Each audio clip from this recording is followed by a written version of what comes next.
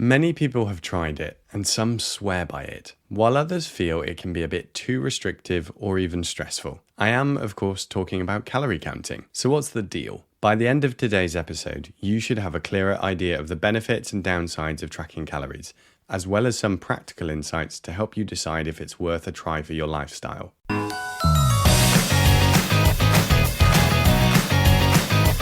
Hey, and welcome to Vegetarian Health and Longevity, a podcast by Hurry the Food Up, where I cover topics that help vegetarians live longer in better health.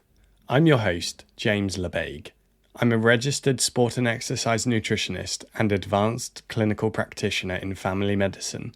It's my pleasure to interview expert guests, share my own experiences from working with patients and clients, and demystify some of the nutrition fluff that's out there to give you practical, take-home information that you can use to live a healthier life. I've had clients who have had completely opposite views when it comes to calorie tracking. Some absolutely love it, want to do it every day, and they feel so much better for it. Others hate it. I had one in particular who worried it might trigger obsessive behaviors with their food. So clearly there are different opinions on it, and that goes for professional opinions too. Now, calorie counting is a method used to keep track of how many calories you eat daily. It involves recording the calories in all the foods and drinks you consume, usually with the help of a smartphone app or sometimes just a diary. Heck, I've had clients scan in a scrap of paper with their diet on. Not super helpful, but there we go. While it's often associated with weight loss, that's not its only purpose. So what are the potential benefits of calorie counting? Knowing your calorie intake can be helpful even if you're not trying to lose or gain weight.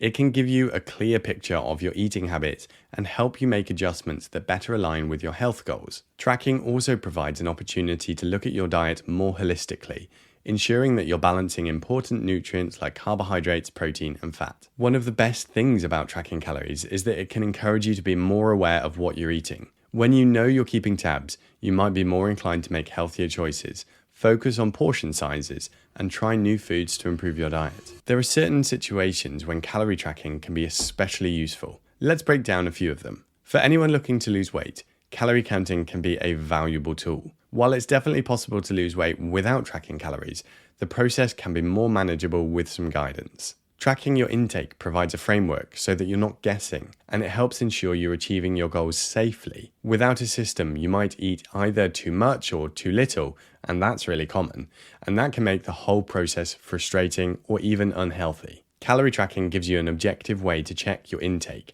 making it easier to stay within a good, safe calorie range and avoid extremes. A good rule of thumb is to aim for gradual weight loss, around 0.5 to 1 kilos or 1 to 2 pounds per week, and calorie counting can help you keep on target for that. And this is the goal I always recommend for anyone with Hurry the Food Up.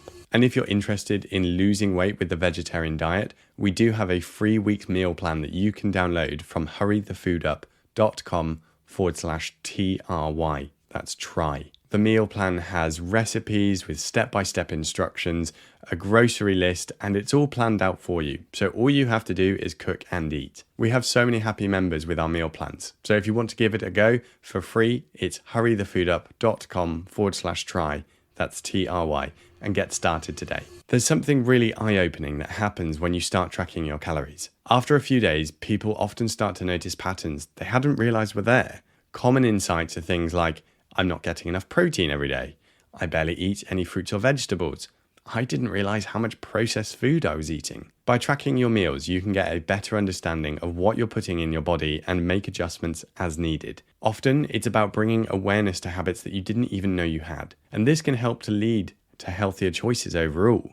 Sometimes just knowing where you're at makes a huge difference in making improvements. While it's easy to get caught up in the latest health trends or supplements, remember that your everyday diet has the biggest impact on your long-term health. Calorie counting can be an effective way to bring attention to your food choices and start creating healthier habits. And this could be if you just track your food intake for a week or two, which is a common time frame I use for clients that I work with. It's not all sunshine and rainbows though. There are a few downsides to tracking calories that are worth considering. One of the biggest risks of calorie counting is becoming overly fixated on it. If you get too focused on hitting exact numbers every day, it can lead to stress and anxiety around food choices. This can make it hard to enjoy a meal or a snack without feeling guilty, and you might find yourself constantly thinking about your next meal or feeling like you failed if you go slightly over or under your target. This isn't the case, by the way, because it's more important to think of your long-term dietary adherence rather than daily intake. And there's also the possibility of becoming dependent on tracking apps to the point where you feel like you can't make food choices without them. While tracking can be helpful, it's also important to keep a relaxed approach and remember that occasional flexibility is okay. The goal is to have a balanced diet and enjoy the process, not to become rigid and obsessive. This is why I tend to suggest short-term tracking to establish portion sizes and routine, and then move away from tracking.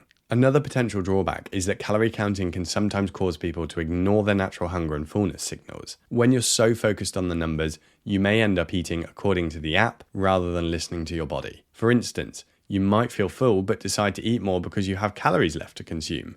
Or you might feel hungry but avoid eating because you've reached your calorie limit. Now, there is some nuance to this, but ideally you want to develop a healthy relationship with food where you're in tune with your body's needs. Calorie counting can be a useful tool, but it's also essential to stay connected with how you feel physically and adjust as needed. So I also prompt my clients to monitor hunger and fullness, as well as mood. How does this tie into their food cues? Are there any patterns to spot? It's worth mentioning that calorie tracking isn't always perfectly accurate. Even if you log every food meticulously, there's still a chance that the calorie information might be off.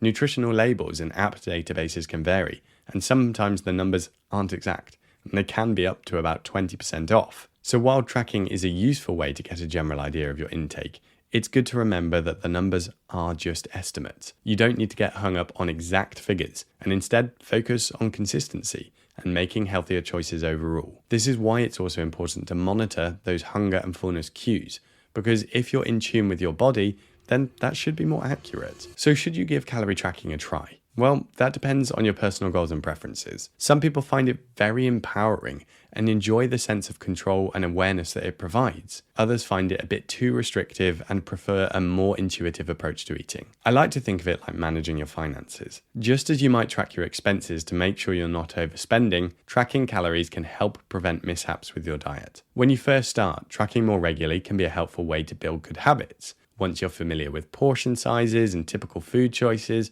you can dial back and check in periodically to stay on track. And in the future, if you feel like your eating habits are out of sync, a short period of calorie tracking can be a great way to reassess, reset, and realign with your diet and your goals. In my opinion, it's not something you have to or should do forever. The main aim is to learn from the process and then gradually build up the confidence to make food choices without constant tracking. When used in a balanced way, calorie counting can be a helpful tool, much like tracking your steps or heart rate. It's just one more piece of information to guide your choices. My recommendation, try it for a week or two. Get familiar with your daily intake and then decide if it's a habit you want to continue or just revisit as needed. So if you're curious, give it a go. You might be surprised at what you learn. And if it's not for you, that's perfectly fine too.